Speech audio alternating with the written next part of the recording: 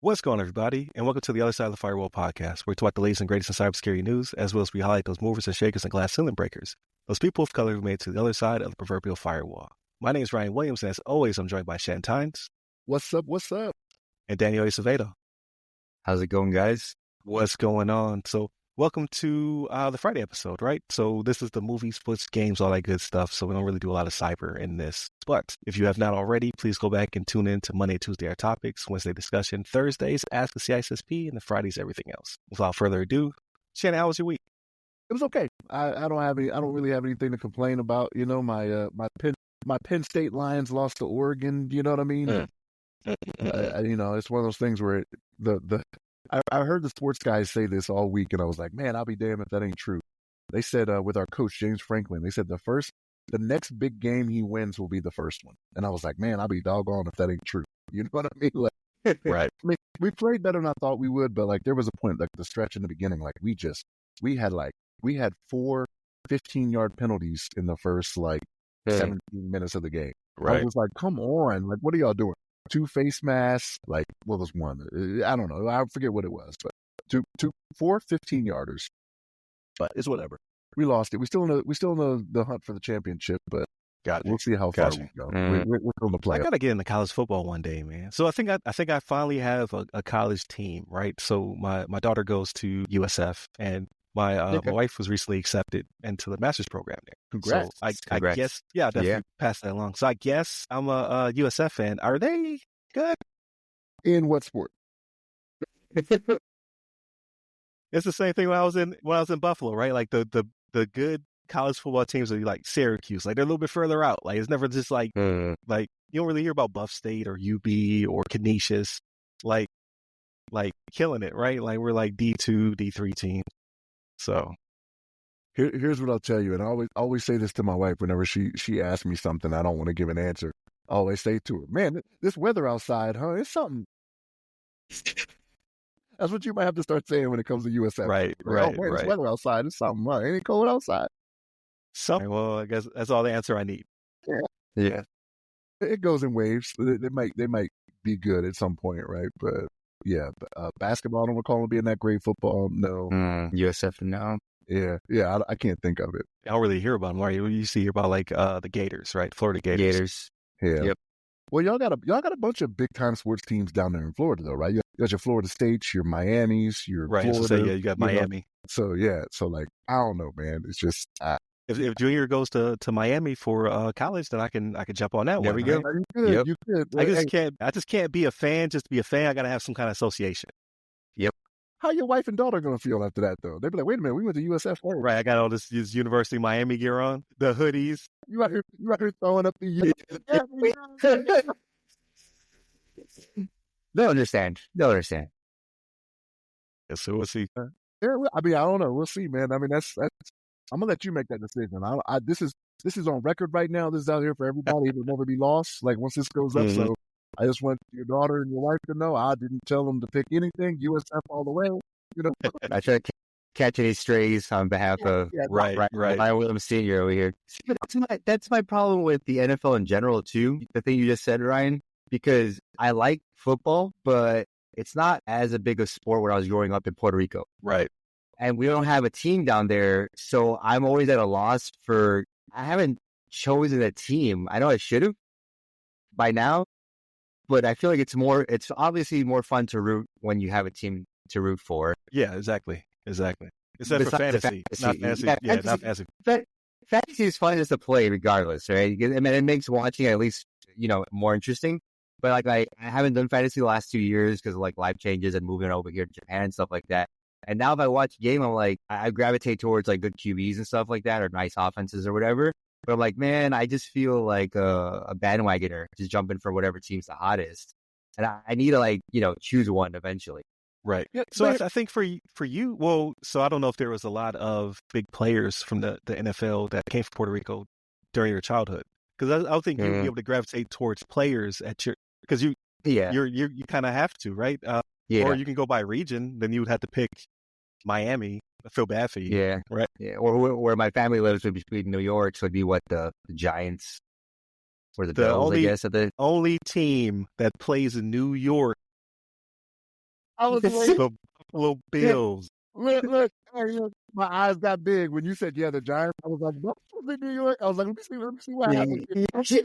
If it says I'm listening to the Bills also, I was going to get there. The Giants and the Jets play in Jersey. Exactly. All right? Look, I was going to say that. I was like, you say New York. Like, even though the teams are New York teams, they play in New Jersey. Like, Buffalo is the only New York team that plays in the state of New York. We are New York. Well, I get what you're saying. Like, because it's the same thing with my middle son, right? So, like, RJ was born in Alaska.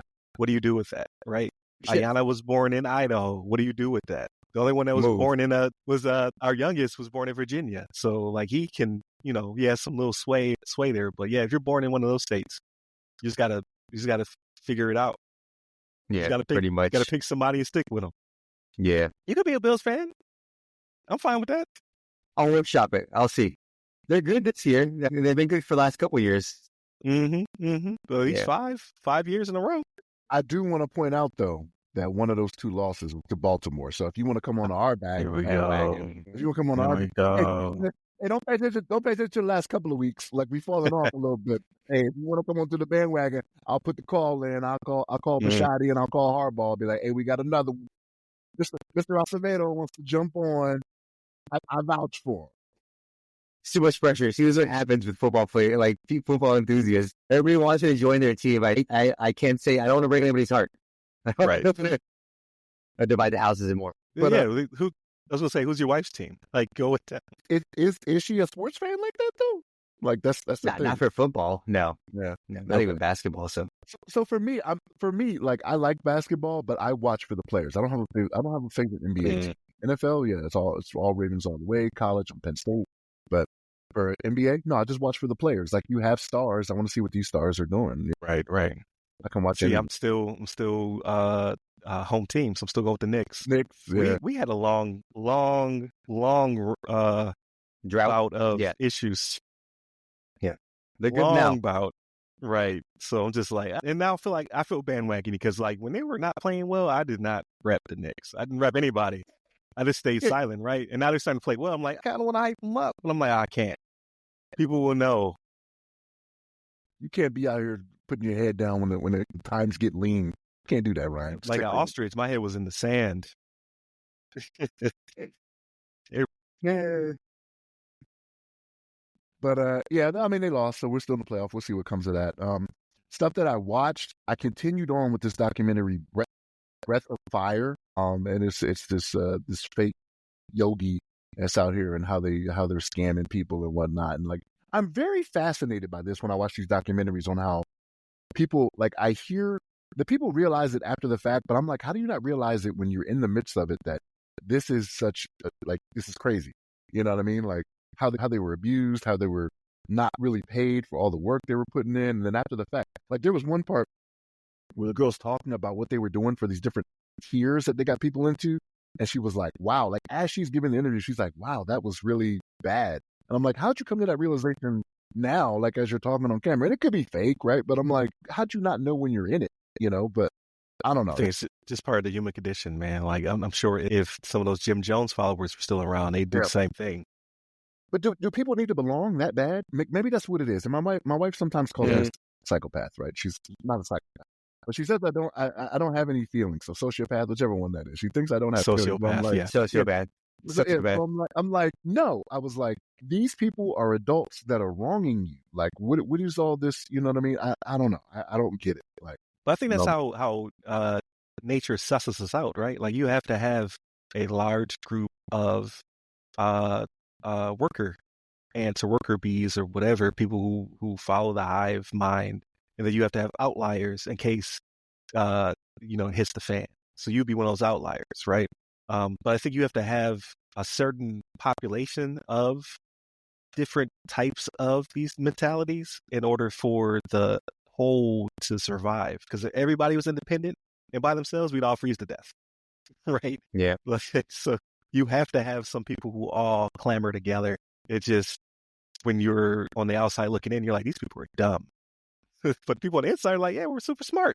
But that's pretty much been it for me. Not a lot of media watching this week. But Daniel, how was your week, man? This week was not great. last week was cool. I've been off for 2 weeks, went back to the East Coast to visit some family. Time zones killed me, but it was fun. Brought my daughter with me. It was just the two of us, the first time traveling together.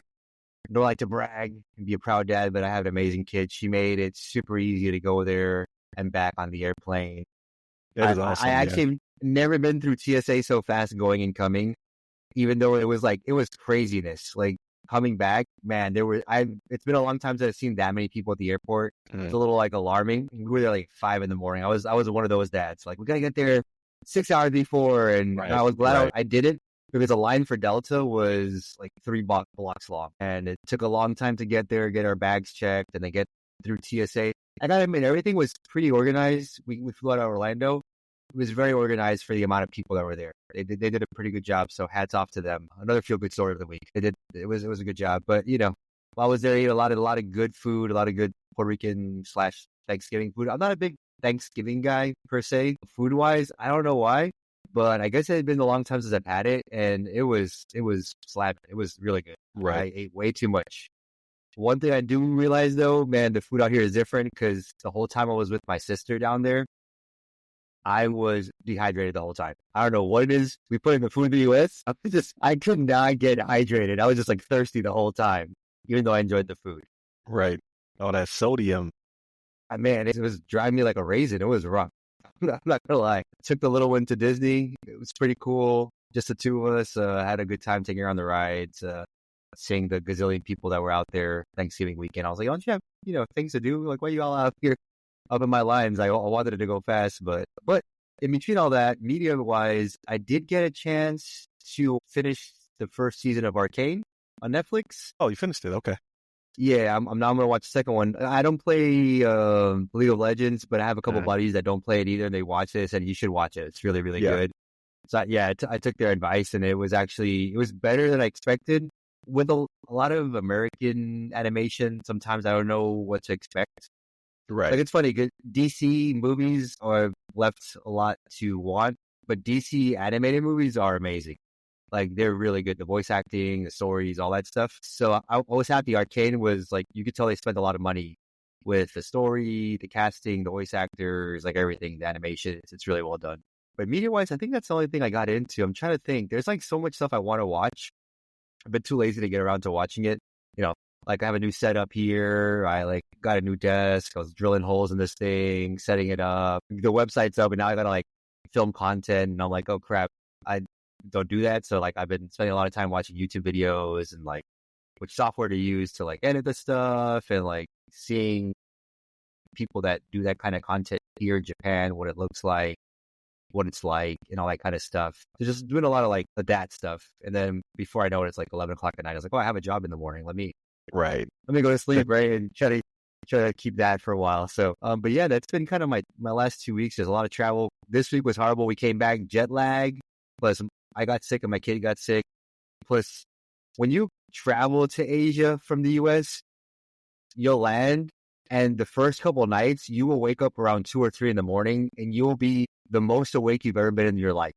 I'm not kidding. You're just awake. It's there's no way you're going back to sleep. So I was sick. I just wake up and just start reading stuff and doing stuff. And then, okay, I guess I'm just going to work now. And then 3 o'clock in the afternoon hits, and you just want to fall asleep at your desk. It's really rough. And then eventually, after I hit a week now and I feel better, cold finally passed itself. I did neti pot for 6 days straight just to get all that stuff out of my system, and slept 10 hours on Friday, which I never do. I went to sleep with my daughter. I put her to sleep, and then I woke up, it was 1 in the morning, and I was like, I guess I'm just going this is my Friday night. And I went back to sleep, and I woke up the next day. But I felt great after that, so I guess I needed it. But what about you, Ryan? What you get into this week? So we went to Universal, right? So we try to, during the breaks, you try to take them to Universal or Disney or something, right? Do a staycation. So went to Universal. Actually, wasn't that bad. There was a few people out there, but it's Florida code, right? So it wasn't the most packed. It normally is. So enjoyed it. Found out they were making another park. Nice. I've been kind of disconnected from all the developments because I was gone for a couple of years. But yeah, next year they'll debut a 4th Universal park to be open. And the lady at the hotel we were staying in, she was like, I would recommend not going the first year. She was like, yes. She was like, it's going to be standing room only. She's probably right? So that was a fun experience. We had a good time. We did a couple of days. Is it going to be in Orlando? Where's this other one going? It's going to be in Orlando. It'll be, I think she said it's roughly 15 minutes away from Islands of Adventure. So it'll be a bus between the two of the resorts. And she said, yeah, full on park, its own hotel, everything. But she was like, it's probably going to be pretty booked up. What's the theme? Anything different? I don't know, to be honest with you. I got to check that out. Because I know that there'll be at least one Harry Potter thing there, right? They're really pushing Wicked hard. So Wicked was a big theme when we were there. And then, because we're in studios, right? So you have the studio part, and you have Adventure Isles, and then I forget what the other one, Volcano Bay. And now this fourth one, they're standing up. So I think it'll be a lot of their new properties probably. And a lot of these are being revamped. Like they took down a lot of the Woody Woodpecker stuff, right? Because kids don't even know who that is anymore. Yeah. And they're also doing some remodeling around all of the Marvel stuff because they still have the Hulk and all the old Marvel comic stuff pre-Disney purchase, right? Yeah. Back when I guess they'll have it in perpetuity, right? As long as they're using the license, they could just keep paying Disney for it. But I think they're going to revamp that stuff too. Because they have a lot of IP outside of like Fast and Furious and stuff like that, which they're also, they're going to redo that ride because it's neither fast nor furious. It's not good at all. So I think they're redoing a lot of that stuff. And then this, like, I honestly have no idea what's going to be in the fourth resort, but it definitely has piqued my interest because I like to do something new, right? So I've done all the rides at all the other ones, right? So yeah, give me something new. That's going to be where Fast and Furious goes, where you're in a submarine that goes into outer space. Right. They say they want to not reboot, but they want to get it back to its roots. I'm like, you can't put the genie back in a bottle. Like you can't. No, it's too late. You gonna go back to tuning vehicles and driving them? What? No, I'd be very shocked. But yeah, so we did that. That was a lot of fun. I saw Red One with the family as well. I was a little soft on it at first, but the more I think about it, I'm like, that actually was pretty good because I keep forgetting it's a kid movie because they cursed a lot. Like a lot of S-bombs were in that movie. So I think it was PG-13, but like they took it to the edge, right? It was kid oriented. It was a lot of fun, but I kept trying to put it through an adult lens. I was just like, that's kind of soft here, and this didn't really make sense. But the more I think about it, I'm like, no, that was a kids movie. So I think they hit the nail on the head. I think it was good for a kids movie. So I would recommend it if your kids say you want to go see it and you don't mind a little bit of cursing, check it out. I think it's because of the action stars. Like the stars in it are action stars. That's what you're expecting, right? Like you're expecting a lot more of that. You want there was some action. Like not giving anything away because you see it in the trailer, but there's a fight with some snowmen. It was pretty gritty. That's why I kept putting me into adult mode. Like because not because there's no blood. Obviously, they're fighting snowmen, but the snowman they're like all diesel. The dude has a pipe, you know what I mean, like the corn pipe or whatever. Like they look like some like you see them like in a European British type gang movie, right? That's how they come out of the van. It's interesting. Let's say it's interesting. So I would say check it out. And then what other media I consume? I started Arcane, so I watched the first episode. Really good. The budget's ridiculous. They spent a lot of money. Oh, for season 2, you mean? Oh yeah. Even in the first episode, like, there's some hand draw stuff in them, just like I've never seen before. Like they really went all out. So I think you'll enjoy it. At least from episode 1, right? And then I saw something else. I can't remember. It was like a scary movie or something like that. But it was unremarkable, I guess, because I can't remember what it was. And I watched the first episode of Penguin with my wife. Really good. Like I hope it stays as good as the first episode. It's not terrible. Really? It's not a terrible lot of action, right? It got a good rating. So it got good stuff. Like, so it doesn't hook you with the bait and switch. It hooks you with how grounded it is. And I love that. I love when comic book stuff is more grounded. Like this version is definitely like it opens up with a scene from the Batman, right? Like it does have Batman in it. It has, Oswald in it or whatever. So it literally is an extension of the movie.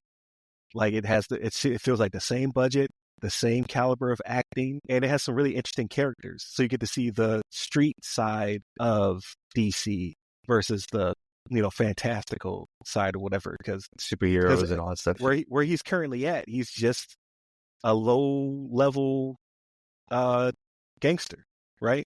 So he's not the crime boss he's made out to be when you see him in the movies and whatnot. So I'm really enjoying it so far. Like my wife really liked it too, so we'll continue watching that. We probably do like an episode every couple of days or whatever, stretch it out. But so far, I'm liking what I'm seeing. Has some really unique characters in it, and I'm going to keep that going. And then I played more Final Fantasy VII Rebirth. That game was long, so it's going to take me through the end of the year playing that. But I also played a little bit of Death Stranding on the PC. Still graphically super impressive. Kojima does his thing with mechanics and graphics. The story makes no sense, and it probably never will. I don't know. Like, they took this dude off the leash and just like, hey, make a compelling story. It is wild. It's like the type of sci-fi where you're looking for a brand new universe with new language, right? Like the vocabulary is also unique of how they describe stuff. So it's just like, I don't know if I'm going to make it very far. Maybe it'll hook me. Maybe like some of this stuff they're talking about will all come together. But right now it just seems like a bunch of stars it's like an Apple TV show or movie. They just like, here's a bunch of money, go make something. It's fun. So I'm gonna keep playing it, see where I go, because like graphically it's holding me. I'm just like, yo, this is pretty. Dang. So it has me on that. But yeah, the story is just nonsensical. And I'm waiting today. Today's the 8th, right? So the Indiana Jones game drops on Game Pass. Oh yeah, so I saw that. It's been getting 9s and 10s. Really? They say if you like Riddick, Escape from Butcher Bay was a game that Machine Games made back in the day, which was one of the best Xbox 360, I want to say, games that came out. If you like that type of game with a little mixture of Wolfenstein mixed into it from a first-person perspective, they nailed the IP. They're like, this is Indiana Jones. So I'm like, okay, I'll give it a shot. It's on Game Pass, so it's quote unquote free to me. So I'll give it a shot. But that's pretty much it. And then, obviously just the work rigmarole, trying to get, I got my 9 to 5. I got my RAM security. I'm trying to, always raise the caliber of the podcast. So, just doing the same old, same old. But that's it for me, man. Just trying to chill for the holidays. But definitely continue to tune in throughout the week. Again, Monday, Tuesday are topics, Wednesday discussion, Thursdays Ask the CISSP, Fridays everything else just like this. Hit us up by all the websites that go by our name. You can hit me up at Rai Security Guy, pretty much everywhere, especially on LinkedIn. And you can find Daniel by his name on LinkedIn. Stay safe, stay secure.